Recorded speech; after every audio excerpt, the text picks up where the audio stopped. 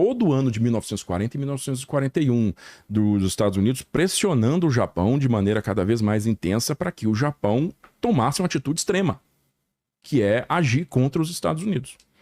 Né? Então, a questão de mover a frota que estava ancorada, historicamente sempre esteve ancorada em San Diego, na Califórnia, para Pearl Harbor, é uma maneira de pressionar os japoneses, né, a desistir do seu...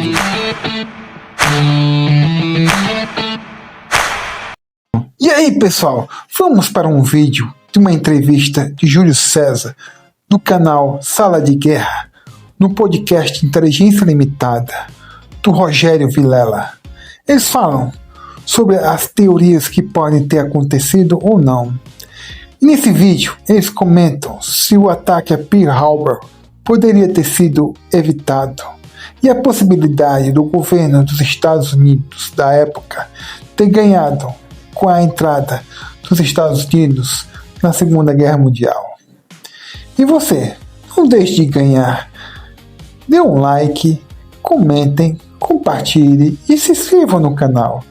E ative o sininho. Vamos lá ver o vídeo?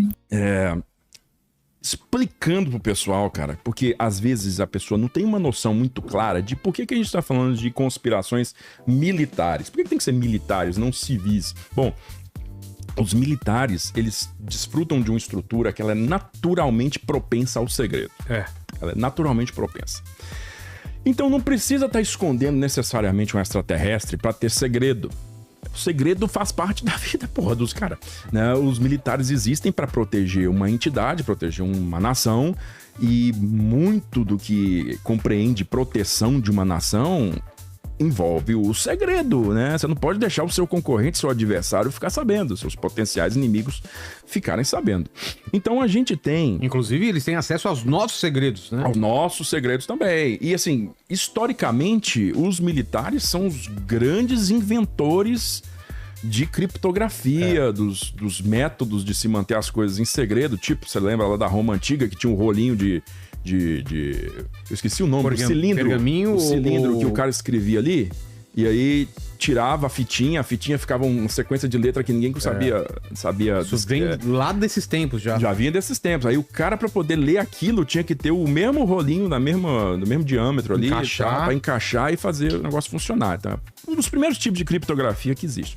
Claro que isso aí evoluiu gigantescamente nos séculos seguintes. É uma corrida, né? É uma corrida. As pessoas tentando encriptar cada vez mais difícil e os caras tentando quebrar os códigos, Exato, né? exatamente. Que falam que com computador quântico essa briga acabou, né? Cai tudo e vai ter que criar uma nova criptografia. Uma nova criptografia, Por falar em quântico, eu tenho um negócio pra falar pra vocês que muita gente vai ficar com raiva. Tá bom, mas nós vamos falar do mesmo jeito. Esse aí é um nível 3. Tá, mas nós vamos falar dele mais pro final. A guerra quântica, vamos lá. Talvez não nível 3, nível 2, mas vamos pro nível 1 Você quer aqui. começar com o quê? Eu quero começar com o seguinte. A razão por trás do envolvimento de nações nos conflitos, ela é sempre tratada de uma maneira, assim... que levanta dúvidas para os dois lados. Existe uma narração, né, oficial, uma narrativa oficial, que é baseada em documentação oficial, que a própria nação ou outras nações corroboram, e existe uma segunda, que é baseada em semidocumentação ou história oral, ou mesmo eu ouvi dizer. Tá? Tem um negócio importante na história nossa, que é como que os Estados Unidos entraram na Segunda Guerra. Por que eles entraram na Segunda Guerra? Tá? E existe, claro, toda uma exploração de mídia em cima disso. Pearl Harbor. Como existiu há 80 anos atrás, ainda existe hoje, tá? É exatamente esse evento que você falou aí. Pearl Harbor. A gente aprende isso, né? A gente aprende isso. Fomos atacados, ou foram, no caso, né? Foram atacados dia 7 de dezembro, você falou 6 de dezembro aí. 7 de dezembro de 41, que inclusive foi um domingo, e 6 de dezembro da sua CCXP, que era um sábado também, era um sábado, 80 anos atrás, coincidentemente.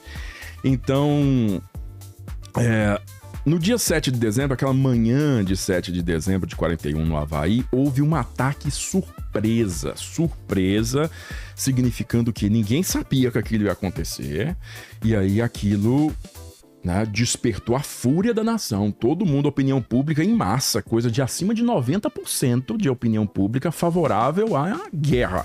Agora queremos ir pro pau, entendeu? Então, até então, quer dizer, a narrativa oficial diz que isso aconteceu assim. O Japão planejou tudo em segredo e as coisas aconteceram de maneira surpreendente para os americanos, né? Para a Casa Branca, que ficou chocada com mais de 2.000 pessoas mortas. Mas existe uma corrente que estuda documentação oficial, inclusive, da Casa Branca, de Washington, dos diversos organismos, né? Secretaria de Guerra, Congresso, trocas diplomáticas. E existem, assim, informações bastante desconcertantes que concernem o aviso antecipado daquilo que ia acontecer na manhã do dia 7, sabe? Nas mãos de autoridades plenamente capazes nos Estados Unidos. Estou falando assim de pessoas que têm poder de decisão. Que eles tinham recebido a informação. Olha, os japoneses vão atacar. Os japoneses não só vão atacar, eles vão atacar o Havaí. Ah, sim? E eles não vão só atacar o Havaí, eles vão atacar o Havaí no dia 7. Entende? Ué. Então, existe uma tese muito grande. Existe um livro chamado The New Dealer's War. A guerra de um New Dealer, ou seja, a guerra do cara do New Deal. New Deal é o programa econômico, recuperação econômica do Franklin Roosevelt, né, o presidente norte-americano da época. E a New Dealer's War é um livro que investiga um lado B da política do Roosevelt no começo da Segunda Guerra Mundial, que teria como alvo arrastar o país para a guerra. Em definitivo, arrastar o país para a guerra, sabe? Olha lá. Então, e aí, ó, o cara achou The New Dealer's War, Thomas Fleming, justamente. Morreu há pouco tempo aí esse cara, historiador fantástico, trabalha com história americana, diversos tópicos. Então, quem quiser, esse livro tá no Amazon aí, né?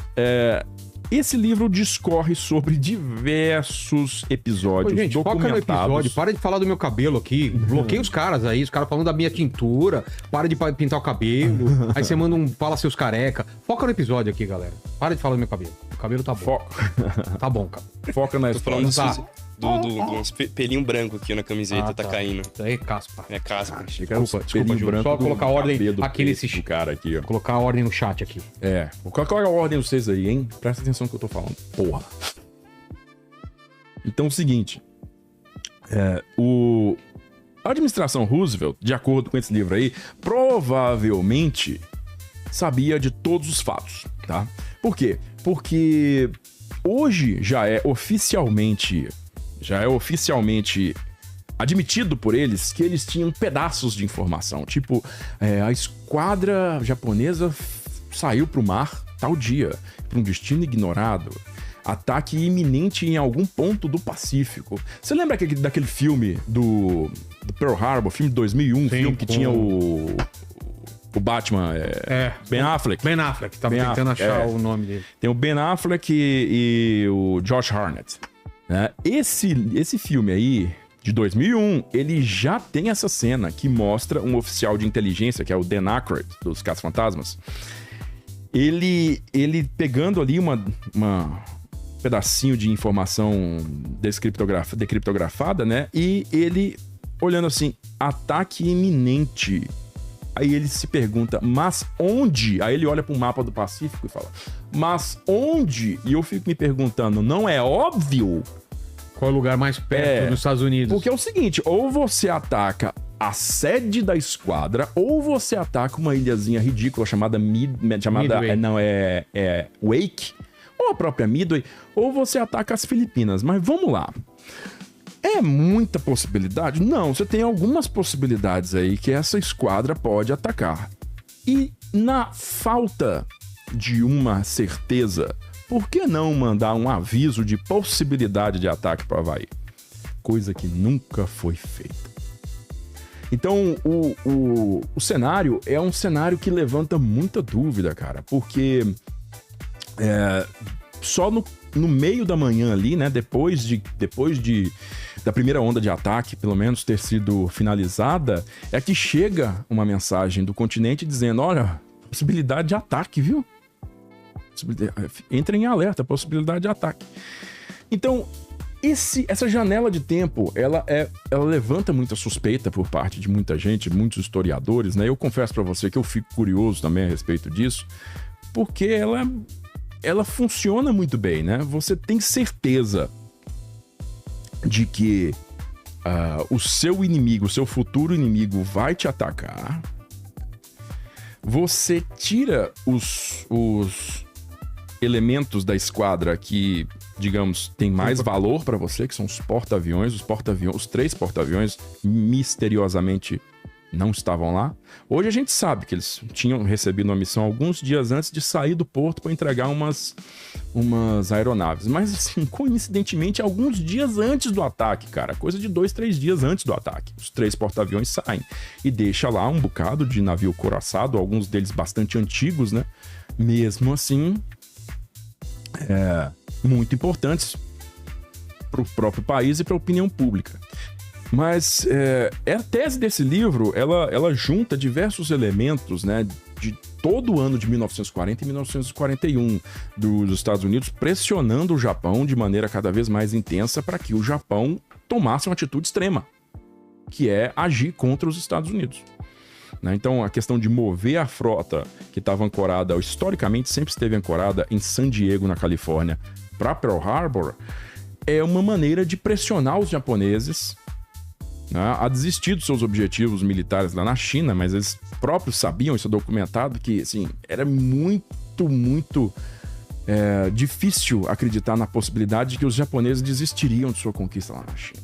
Então, cara, é um pano de fundo para muita conversa, tem muita discussão a respeito disso hoje e tem evidências que são realmente, assim, são realmente chocantes.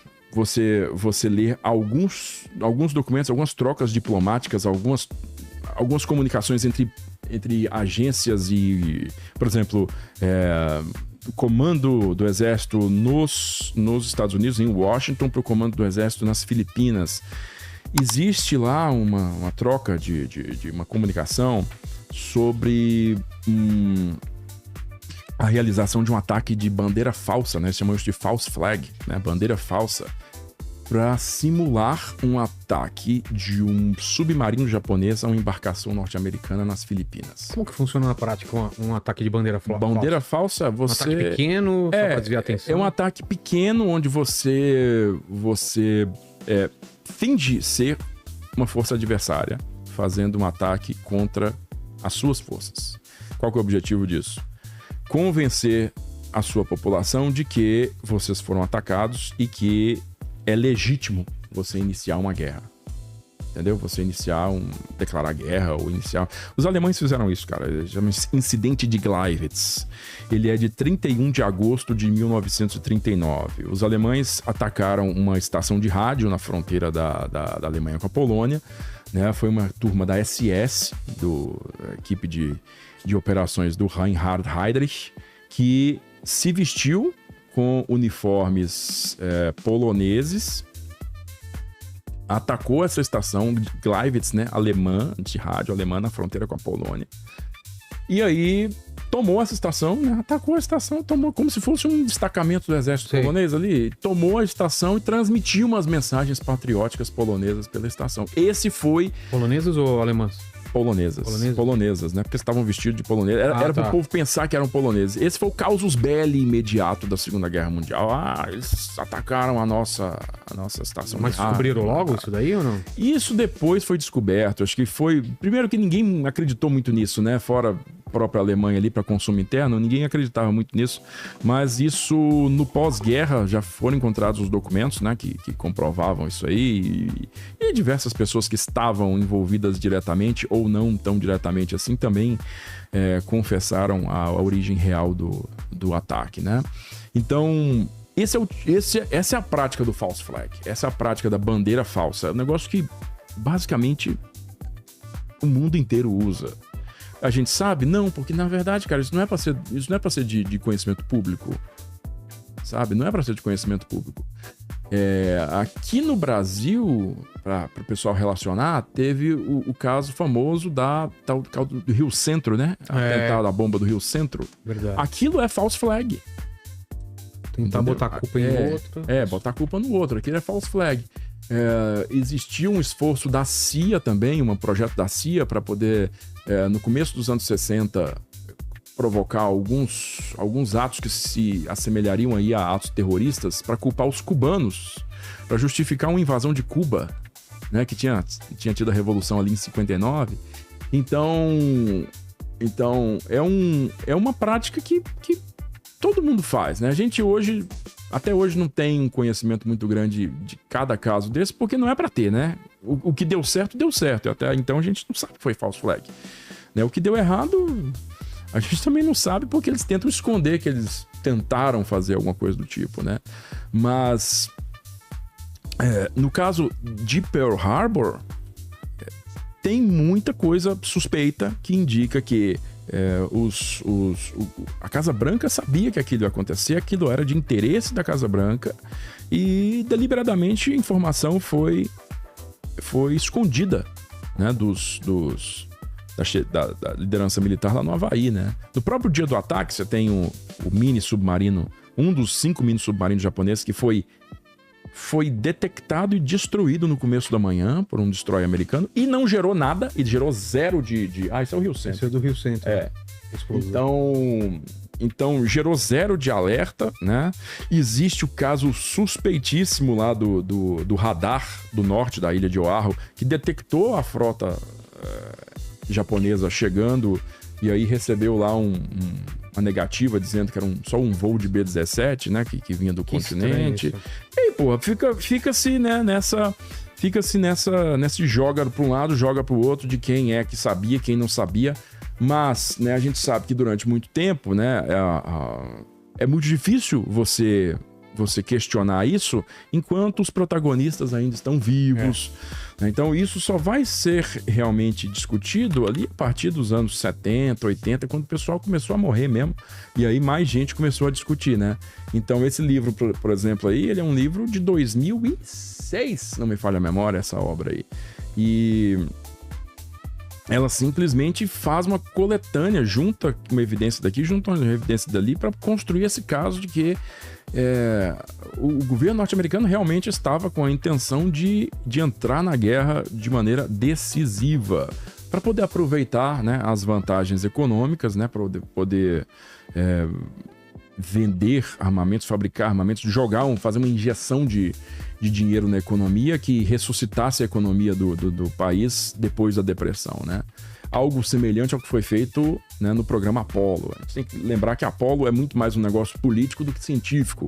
Então, foi a mesma coisa. Como é que a decisão se deu na Casa Branca? Cara, eu acho uma boa a gente injetar uma grana fortíssima na economia, porque vai gerar emprego, vai gerar movimentação de dinheiro, a aprovação popular do governo vai lá em cima, então é bom pra caralho. Né? A mesma coisa com o tal do Plano Marshall depois da Segunda Guerra Mundial. Por que nós vamos ajudar os europeus? Bom, nós vamos ajudar os europeus porque, primeiro, a gente é a única nação do mundo que tem uma planta industrial intacta, então eles vão ter que comprar material industrial de quem? Basicamente de nós. Então o dinheiro que a gente entrega para eles vai voltar para nós. E depois, isso é mais uma injeção de dinheiro na economia. Então vai fazer com que o governo se torne cada vez mais popular. E foi o que aconteceu de verdade, né? O Truman se reelegeu. Mas esse é o tipo de caso, né, como você falou aí, iniciante. É o caso nível 1 que tem um embasamento forte em documentação. Que aí a galera fala, porque a quem interessava, tendo todas as evidências, não impedir o ataque ou não retribuir tão rápido. Sim. Será que é porque o governo queria entrar na guerra? Será que é... Aí começam todas as especulações, né? Começam todas as especulações, justamente. Então aí você vai analisar as motivações de cada parte daquela para poder fazer o que fez, né, ou agir da forma como se imagina que agiu, e no fim das contas construir seu próprio panorama da Segunda Guerra, né, que modifica um bocado daquela narrativa mais tradicional que a gente costuma ver aí dos filmes, das séries e tal. E aí, o que vocês acham sobre a teoria? Ela tem fundamento? Tem sua opinião sobre isso? E não deixe de seguir o canal Sala de Guerra. Ele é muito bom falando sobre a Segunda Guerra Mundial. Não deixe de dar um like, comentar, compartilhar, se inscrever no canal e ativar o sininho. Valeu!